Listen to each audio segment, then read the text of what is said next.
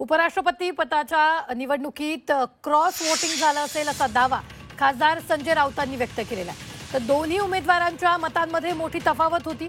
मात्र या निवडणुकीत विरोधी पक्षांची एकजूट दिसून आल्याचं राऊत म्हणाले. इंडिया आघाडीची 15 मतं अवैध ठरवल्याचा दावाही त्यांनी यावेळी केलेला आहे.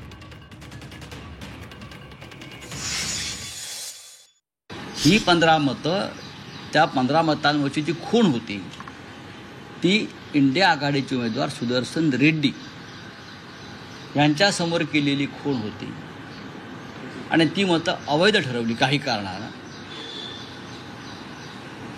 त्यानंतर आता आपण म्हणता की क्रॉस वोटिंग झालं आहे, 10-12 काय असेल ते झालं असेल.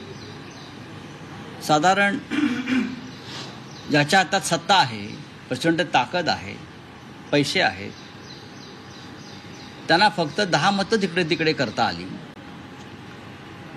आणि ही 10 मतं कोणती असावीत साधारण आम्हाला अंदाज पहिल्यापासून होता. आम्ही नाराज नाही, आम्ही निराश नाही, आम्ही लढलो. संजय राऊत यांचं असं म्हणणं आहे की या निवडणुकीमध्ये कुठेही क्रॉस वोटिंग झालेलं नाही.